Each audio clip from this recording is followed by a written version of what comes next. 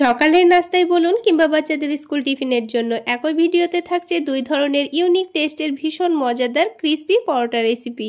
আসসালামু আলাইকুম বন্ধুরা, কিচেন বাঙালিয়ানা চ্যানেলে আপনাদের সবাইকে স্বাগত জানাই। আজকে আমি আপনাদের খুবই সহজ পদ্ধতিতে ক্রিসপি দুই রকম টেস্টের পরোটা তৈরি করে দেখাবো। আশা করছি আজকে সবার আপনাদের অনেক ভালো লাগবে। এর মধ্যে একটা ডিম ভেঙে নেব। আমি এখানে 1 কাপ ময়দার পরোটা তৈরি করে নেব, সেই জন্য এখানে একটা ডিম ভেঙে নিচ্ছি। আপনারা বেশি করে পরোটাগুলো বানাতে চাইলে বেশি করে এখানে ডিম ভেঙে নেবেন।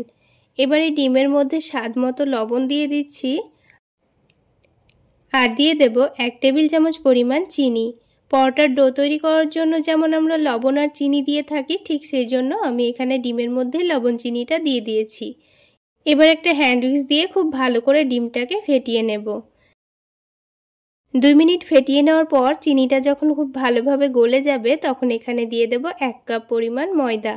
আপনারা চাইলে এই পরোটাগুলো আটা দিয়েও বানাতে পারেন, তবে আমি বলবো ময়দা দিয়ে বানাতে। পরোটাগুলো ময়দা দিয়ে বানালে খেতে ভীষণ ভালো লাগে। তারপর এখানে পরিমাণ মতো পানি দিয়ে একটা ব্যাটার তৈরি করে নিতে হবে। তো ব্যাটারটা তৈরি করার ক্ষেত্রে প্রথমে অল্প অল্প করে পানি দিয়ে ব্যাটারটা তৈরি করে নিতে হবে। একেবারে পানি দিয়ে ব্যাটারটা তৈরি করে নিলে আবার ব্যাটারের মধ্যে অনেকটাই দলাভাব থেকে যায়, তাই বারে বারে অল্প অল্প করে পানি দিয়ে একটা সফট ব্যাটার তৈরি করে নিতে হবে। তো এখানে পানির পরিমাণটা কিন্তু একটু বুঝে নিয়ে দিয়ে দিতে হবে। আমি এখানে পরিমাণ মতো পানি দিয়ে দিয়েছি। তো ব্যাটারটা যখন একটু ঘন করে তৈরি করে নেব তখন ব্যাটারটাকে একটু ভালোভাবে ফেটিয়ে নিতে হবে। তো ব্যাটারটা ঘন অবস্থায় আমি একটু ভালোভাবে ফেটিয়ে নিয়েছি। 3 থেকে 4 মিনিট সময় নিয়ে খুব ভালোভাবে ফেটিয়ে নিয়েছি। আর ব্যাটারটা যখন একটু স্মুথ হয়ে যাবে তখন আবারও অল্প করে একটু পানি দিয়ে আবারও খুব ভালোভাবে ফেটিয়ে নিয়েছি। আর এই ব্যাটারটা কিন্তু অতিরিক্ত ঘন করা যাবে না, একটু পাতলা করেই তৈরি করে নিতে হবে। তো একটা চামচ দিয়ে এবার আমি ব্যাটারের কনসিস্টেন্সিটা আপনাদের দেখিয়ে দিচ্ছি। দেখুন, ব্যাটারটা কিন্তু অতিরিক্ত ঘন নেই, আবার অনেকটা পাতলাও নেই। এবার এই ব্যাটারটাকে আমি 10 মিনিটের জন্য ঢাকনা দিয়ে ঢেকে রেস্টে রেখে দেব। ততক্ষণে পরোটার মধ্যে যে আলুর পুরটা দেব সেটার জন্য আলুটাকে রেডি করে নিতে হবে। তো আমি আগে থেকে দুটো আলু ভালো করে সেদ্ধ করে নিয়েছি। আলু দুটোকে খুব ভালো করে গ্রেটারের সাহায্যে গ্রেট করে নিচ্ছি। আপনারা চাইলে আলুটাকে ম্যাশ করেও নিতে পারেন। আলুর মধ্যে যেন কোনো রকম দলাভাব না থাকে।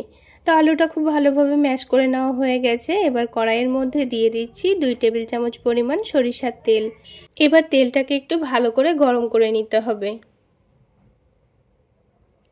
তেলটা যখন ভালোভাবে গরম হয়ে যাবে গ্যাসের ফ্লেমটা কমিয়ে দিয়ে এখানে অল্প করে দিয়ে দেব পেঁয়াজ কুচি। তারপরে পেঁয়াজটাকে হালকা লালচে করে ভেজে নিতে হবে। তো গ্যাসের ফ্লেমটা মিডিয়ামে রেখে 2 মিনিট এইভাবে একটু লালচে করে ভেজে নিয়েছি। তারপরে এখানে দিয়ে দিয়েছি একটা ছোট সাইজের টমেটো কুচি। তারপর দিয়ে দিচ্ছি ঝালের জন্য কাঁচামরিচ কুচি। ঝালের পরিমাণটা আপনারা আপনাদের পছন্দ মতো দিয়ে দেবেন।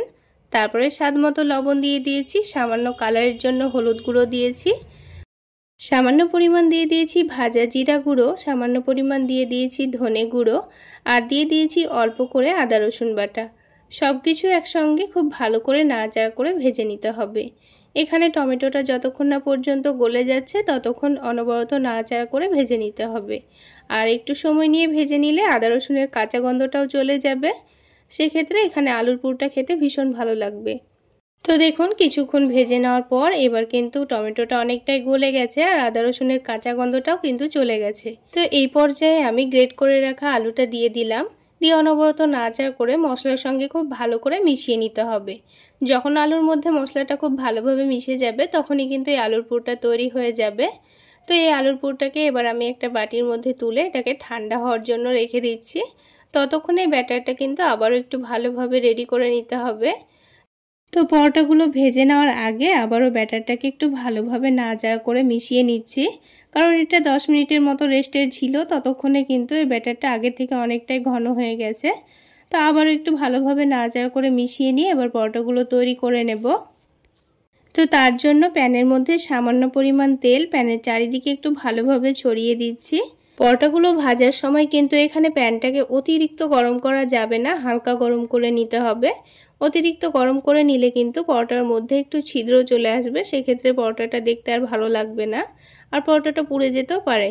তো এখন পরোটাটা যত বড় আপনারা রাখতে চাচ্ছেন ততটা পরিমাণ ব্যাটার দিয়ে দেবেন। তো আমি এখানে পরোটাগুলো একটু বড় করে তৈরি করে নেব, সেই জন্য এখানে 2 চামচ মতো ব্যাটার দিয়ে দিচ্ছি। তবে আপনারা যদি ছোট করে পরোটাগুলো বানান সেক্ষেত্রে অল্প করে ব্যাটার দিয়ে দেবেন। প্যানের মধ্যে ব্যাটারটা দেওয়ার পর এটাকে গোল করে রুটির মতো করে আকার দিয়ে দেবেন, তাহলে দেখতে ভীষণ ভালো লাগবে।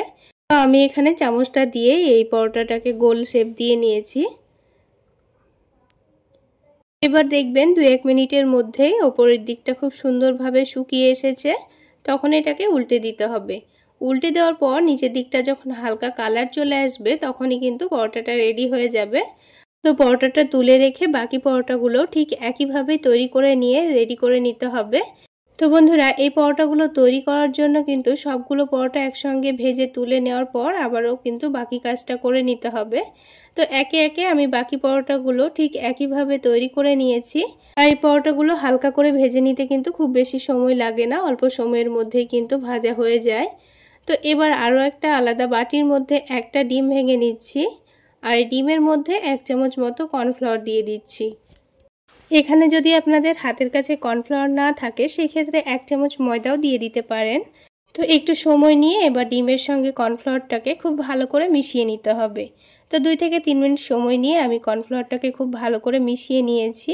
এবার এই ডিমের একটু টেস্টটা বাড়িয়ে নেওয়ার জন্য আমি এখানে 1/2 টেবিল চামচ পরিমাণ চাট মশলা দিয়ে খুব ভালো করে মিক্স করে নেব। আপনারা যদি এখানে চাট মশলা না দিতে চান তাহলে সামান্য পরিমাণ লবণ দিয়ে দিতে পারেন, তাহলেও কিন্তু খেতে ভীষণ ভালো লাগবে। তো দেখুন চাট মশলা দিয়ে আবারও খুব ভালো করে মিক্স করে নিয়েছি। এবার এদিকে আলাদা একটা প্লেটের মধ্যে টোস্ট বিস্কুটকে গুঁড়ো করে রেডি করে নিয়েছি।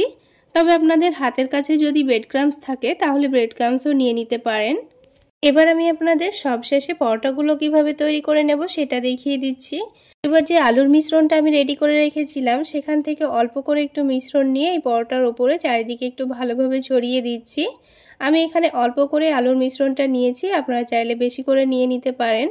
তো চারিদিকে ছড়িয়ে নেওয়ার পর এটাতে আমি একটা ভাঁজ দিয়ে নিচ্ছি, তারপর ঠিক একইভাবে আরও একটা ভাঁজ দিয়ে নিচ্ছি। তো এটাকে আমি চৌকো শেপে পরোটা তৈরি করে নেব, সেই জন্য 4টা ভাঁজ দিয়ে নিয়ে আলুর পুরটাকে ঢেকে দিয়েছি। এবার এই পরোটাটা ভেজে নেওয়ার জন্য যেন না খুলে যায় সেই জন্য এখানে ডিম আর কর্নফ্লাওয়ারের মিশ্রণটা রেডি করে নিয়েছি। তো এই ডিম আর কর্নফ্লাওয়ারের মিশ্রণে ভালো করে ডুবিয়ে নিয়ে ব্রেড ক্রাম্বসে কোট করে নিচ্ছি। তো ব্রেড ক্রাম্বসে কোট করে নিলে কিন্তু পরোটাগুলো অনেকটাই ক্রিস্পি হয়, খেতে ভীষণ ভালো লাগে।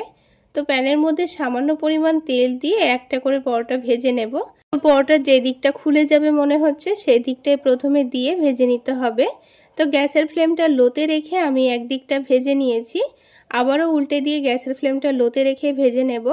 আর পরোটাটা উল্টে দিয়ে কিন্তু আরও একটা পরোটা আমাদের রেডি করা হয়ে যাবে, সেই জন্য আরও একটা পরোটা আমি রেডি করে নিচ্ছি। আর আরও একটা পরোটা রেডি করতে করতে কিন্তু আমার প্যানের যে পরোটাটা আছে সেটাও হয়ে যাবে। তো গ্যাসের ফ্লেমটা লোতে রেখে পরোটাগুলো ভেজে নেওয়ার চেষ্টা করবেন, তাহলে পরোটাগুলো অনেকটাই ক্রিস্পি তৈরি হবে। আর এই পরোটাগুলো ভেজে নিতে কিন্তু খুব বেশি তেলের প্রয়োজন হয় না, তাহলে একবার এই পদ্ধতিতে পরোটাগুলো বানিয়ে আপনারা খেতে পারেন। তো এবার এই পরোটাটাকে বিস্কুট গুঁড়োর মধ্যে এইভাবে রেখে দিয়ে প্যানের পরোটাটাকে আমি তুলে নেব।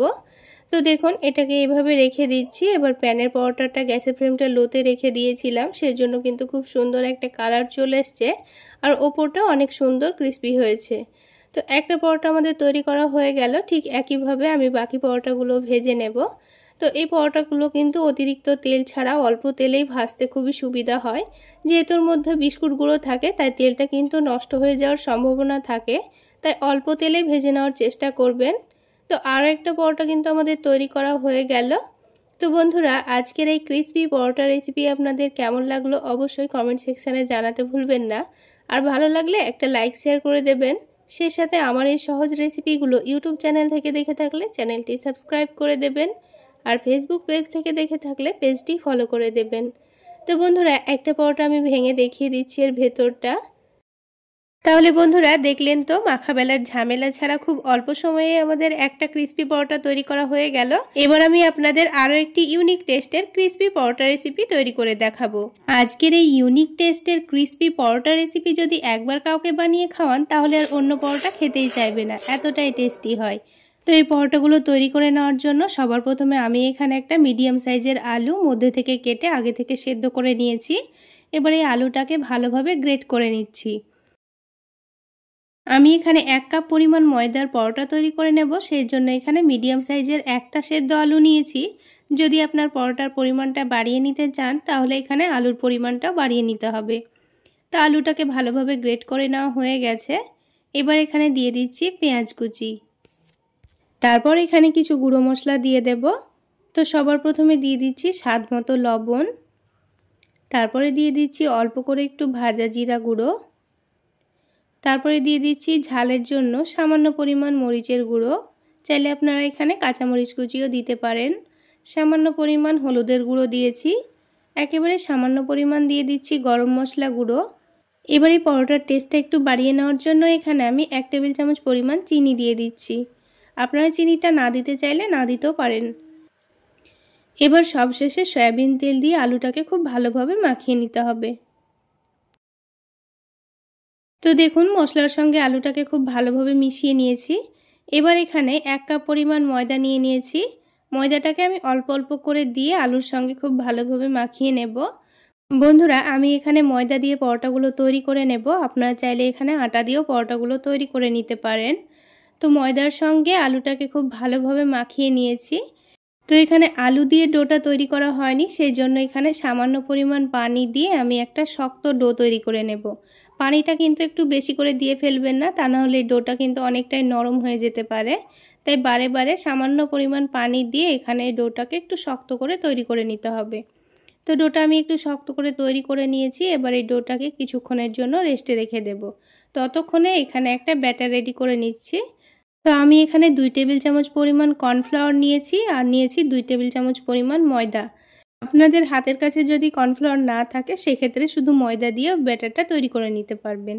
সামান্য পরিমাণ লবণ দিয়ে আমি এখানে একটু বেশি পরিমাণই পানি দিয়ে দিয়েছি, কারণ ব্যাটারটা একটু পাতলা করেই তৈরি করে নেব। তো একটা কাঁটা চামচ দিয়ে খুব ভালোভাবে এটাকে মিক্স করে নিয়েছি। আর দেখুন ব্যাটারটা কিন্তু অনেকটাই পাতলা করে তৈরি করে নিয়েছি। এবার ব্যাটারটা এক সাইডে সরিয়ে রেখে ডোটা থেকে এবার পরোটাগুলো তৈরি করে নেব। তো এই ডোটা আগের থেকে অনেকটাই নরম হয়ে গেছে। তো তার জন্য আমি সামান্য পরিমাণ ময়দা ছিটিয়ে দিচ্ছি, দিয়ে এটাকে হাতের তালুতে একটু ভালোভাবে ঘুরিয়ে ঘুরিয়ে লই তৈরি করে নেব। এখানে ডোটা যদি একটু নরম হয়ে যায় তাহলে কিন্তু এখানে বেলার জন্য ময়দার পরিমাণটা একটু বেশি লাগবে। তো এখানে এই ময়দাটা দিয়ে আমি দুটো লই তৈরি করে নিয়েছি। এবার পরোটাগুলো তৈরি করে নেওয়ার জন্য বোর্ডের ওপর অল্প করে একটু ময়দা ছড়িয়ে দিয়ে এই পরোটাগুলো তৈরি করে নেব। এখানে পরোটাগুলো বেলার জন্য শুকনো ময়দার পরিমাণ একটু বেশিই লাগতে পারে। তো বারে বারে অল্প অল্প করে ময়দা দিয়ে আমি বড় করে একটা রুটি বেলে নেব। তো বন্ধুরা, একটা পরোটা কিন্তু আমাদের তৈরি করা হয়ে গেছে। এবার এটাকে এক সাইডে রেখে দিয়ে আরও একটা পরোটা তৈরি করে নেব। তো দুটো পরোটাই প্রথমে তৈরি করে নিতে হবে। তো দুটো পরোটাই তৈরি করে নেওয়ার পর আমি আপনাদের পরোটাগুলো কিভাবে বানিয়ে নিচ্ছি সেটা দেখিয়ে দেব। তো এখানে আমাদের দুটো পরোটাই তৈরি করা হয়ে গেছে। তো দুটো পরোটা যখন তৈরি করা হয়ে গেছে, এবার এই পরোটাটার ওপর আমি একটা সেদ্ধ ডিম গ্রেট করে দিয়ে দেব। আমি এখানে শুধু সেদ্ধ ডিম গ্রেট করে দিচ্ছি। আপনারা চাইলে এখানে পনির গ্রেট করে দিতে পারেন কিংবা চিজ গ্রেট করে দিতে পারেন, সেক্ষেত্রেও পরোটাটা খেতে ভীষণ ভালো লাগবে। তো ডিমটা গ্রেট করে দেওয়ার পর এবার এখানে ওপর থেকে একটু করে চাট মশলা ছড়িয়ে দেব, তাহলে ডিমটা খেতে ভীষণ ভালো লাগবে। তবে আপনাদের হাতের কাছে চাট মশলা না থাকলে অল্প করে একটু লবণ ছড়িয়ে দিতে পারেন। এবার এই রুটির চারিদিকে অল্প করে একটু পানি লাগিয়ে দেব, তাহলে এর ওপর থেকে যে পরোটাটা লাগাবো সেটা কিন্তু খুব সহজেই সেট হয়ে যাবে। তো দেখুন চারিদিকে খুব ভালোভাবে পানি লাগিয়ে দিয়েছি। এবার যে পরোটাটা আলাদা করে বেলে রেখেছিলাম সেটা এই পরোটার ওপর রেখে দিচ্ছি। তারপর হাত দিয়ে একটু ভালোভাবে চেপে দিলে কিন্তু পরোটাটা খুব সুন্দরভাবে সেটে যাবে। তো বন্ধুরা, এই একটা পরোটা থেকে কিন্তু আমাদের 4টা পরোটা তৈরি হয়ে যাবে। তো পরোটার চারিদিক খুব ভালোভাবে চেপে দিয়েছি। এবার একটা ছুরি দিয়ে পরোটাটাকে মাঝ বরাবর কেটে দিচ্ছি। তারপর এই পরোটাটাকে আবারও মধ্যে থেকে কেটে দেব। তো আমি এই পরোটাটাকে 4 ভাগে ভাগ করে নিয়েছি। আপনারা যদি পরোটাগুলো একটু ছোট করে বানাতে চান তবে এটাকে 8 ভাগে ভাগ করে নিতে পারেন। তবে আমি 4 ভাগে ভাগ করে রেখে দিচ্ছি। এবার এক পিস পরোটা তুলে নিয়ে এইভাবে করে একটু চেপে দিচ্ছি, তাহলে এই ভেতরের ডিমটা কিন্তু বাইরে বেরিয়ে আসবে না, সেই জন্য এইভাবে করে একটু চেপে দিতে হবে। এবারে বাকি পিসগুলোকে আমি এই বোর্ডের ওপরে এইভাবে করে আঙ্গুল দিয়ে চেপে দিচ্ছি, তাহলে এটা চেপে দিতে সুবিধা হবে। তো আপনারা চাইলে এভাবে করেও কাজটা করে নিতে পারেন। ভালোভাবে চারিদিকটা চেপে নেওয়া হয়ে গেলে এবার যে ময়দার ব্যাটারটা রেডি করে রেখেছিলাম সেটার মধ্যে এখানে এই পিসটাকে ডুবিয়ে দেব। তারপর এই পরোটাটাকে তুলে নিয়ে বিস্কুটগুলোর মধ্যে খুব ভালোভাবে কোট করে নিতে হবে। আমি এখানে টোস্ট বিস্কুটকে গুঁড়ো করে নিয়েছি, আপনারা চাইলে ব্রেড ক্রাম্বস দিয়েও এটা করে নিতে পারেন। তো খুব ভালোভাবে পরোটার সঙ্গে কোট করে নেওয়ার পর এবার এটাকে তেলের মধ্যে ছেড়ে দিয়ে ভেজে নিতে হবে। প্যানের মধ্যে আমি এখানে সামান্য পরিমাণ তেল দিয়ে দিচ্ছি, আপনারা চাইলে ডুবো তেলেও এই পরোটাগুলো ভেজে নিতে পারেন। তো অল্প করে তেল দিয়েও ভেজে নিলেও কিন্তু অনেকটাই ক্রিস্পি হয়। তো তেলটা যখন ভালোভাবে গরম হয়ে গেছে তখন আমি পরোটাটা দিয়ে দিয়েছি। তারপর গ্যাসের ফ্লেমটা মিডিয়ামে রেখে একটু সময় নিয়ে পরোটাগুলো ভেজে নিতে হবে, তাহলে এটা অনেকটাই ক্রিস্পি হবে। তো পরোটার একদিক যখন ভাজা হয়ে গেছে তখন এটাকে আমি উল্টে দিয়েছি। দেখুন বন্ধুরা, পরোটার দুই দিকেই কালার কিন্তু খুব সুন্দর চলে এসছে আর অনেকটা ক্রিস্পিও হয়েছে। এবার আমি পরোটাটাকে উঠিয়ে নিলাম। তো ঠিক একইভাবে আমি বাকি পরোটাগুলো তৈরি করে নেব। আর আপনাদের বোঝার সুবিধার্থে আমি আরও একটা পরোটা আপনাদের ভেজে দেখিয়ে দিচ্ছি। তো আরও একটা পরোটা নিয়ে এভাবে ব্যাটারের মধ্যে ডুবিয়ে তুলে নিয়ে এটাকে বিস্কুট গুঁড়োর মধ্যে দিয়ে খুব ভালোভাবে কোট করে নিতে হবে। তো বন্ধুরা, আপনারা যদি চান যে এটাকে ব্যাটারের মধ্যে না ডুবিয়ে না বিস্কুট গুঁড়ো কোট করে ভেজে খাবেন তাও কিন্তু হবে, এমনিতেও এটা ভেজে খাওয়া যায়। তবে এইভাবে বিস্কুট গুঁড়োর মধ্যে কোট করে ভেজে নিলে কিন্তু পরোটাটা উপর থেকে অনেকটাই ক্রিস্পি হবে আর খেতেও ভীষণ ভালো লাগবে। চাইলে আপনারা স্ন্যাক্স হিসাবে ইফতারেও এগুলোকে খেতে পারবেন। তাহলে বন্ধুরা, আজকের এই পরোটা রেসিপি যদি আপনাদের ভালো লেগে থাকে তাহলে অবশ্যই একটা লাইক শেয়ার করে দেবেন। আর আমার এই সহজ রেসিপিগুলো যদি ইউটিউব চ্যানেল থেকে দেখে থাকেন চ্যানেলটি সাবস্ক্রাইব করে দেবেন, আর ফেসবুক পেজ থেকে দেখে থাকলে পেজটি ফলো করে দেবেন। তো দেখুন বন্ধুরা, আমাদের আরও একটা পরোটা কিন্তু তৈরি করা হয়ে গেল। তো ঠিক একইভাবে আমি বাকি পরোটাগুলোও তৈরি করে নিয়েছি। তো দেখুন বন্ধুরা, সবগুলো পরোটাই কিন্তু আমার তৈরি করা হয়ে গেল আর দেখতে কতটা লোভনীয় হয়েছে। চাইলে একবার হলো এই পদ্ধতিতে পরোটাগুলো বানিয়ে খেয়ে দেখবেন, খেতে কিন্তু ভীষণ মজার হয়। কোনো রকম সবজি ছাড়াই পরোটাগুলো আপনারা খেতে পারবেন। আর আওয়াজ শুনে নিশ্চয়ই বুঝতে পারছেন পরোটাগুলো কতটা ক্রিস্পি হয়েছে। চাইলে আপনারা এই পরোটাগুলো টমেটো সসের সঙ্গেও খেতে পারেন, খেতে ভীষণ মজার হয়। এবার একটা পরোটা আমি আপনাদের ভেঙে দেখিয়ে দিচ্ছি। তাহলে বন্ধুরা, আজকে এই পর্যন্তই। সকলে অনেক বেশি ভালো থাকবেন, সুস্থ থাকবেন। দেখা হচ্ছে আরও একটি নতুন রেসিপি নিয়ে নেক্সট এপিসোডে।